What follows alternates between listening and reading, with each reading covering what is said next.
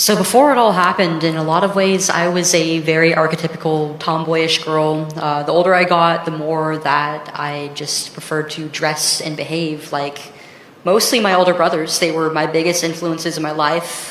They were the people in my family who I related to most. And I wanted to grow up to be strong and funny and awesome, just the way that I thought they were, and I still think they are. I love them very much. But it was around the time that I started hitting puberty that started to become more of a confusing feeling. I would look at my own body, and nothing that I was experiencing was quite abnormal for a girl my age, but it still was very real distress.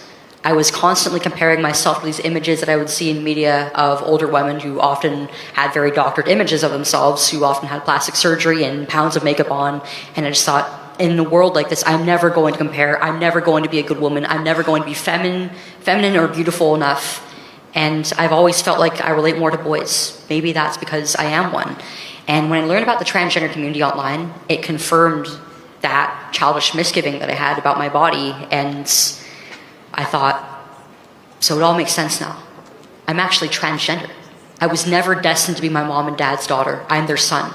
And rather than challenging this childish view, which they very easily could have, and as the adults in the room who my parents entrusted with my life, they should have, the doctor said, "You're right.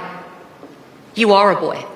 And when it comes to your gender, you have the same level of control and judgment as an adult would.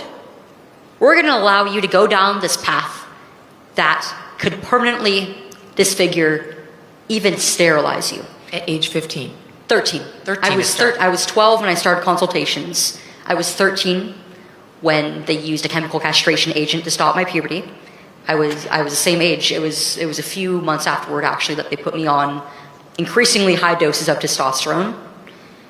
And at 15 years old, before I was even old enough to drive a car, they surgically removed my breasts. And it was by the grace of God that one day, a year later, I said, this is harming me. This is getting in the way of my future. This is getting in the way of the future of the family that I want to build one day. I want to be a woman. I want to be a mother. And I am going to shed my life of this lie that I've been sold.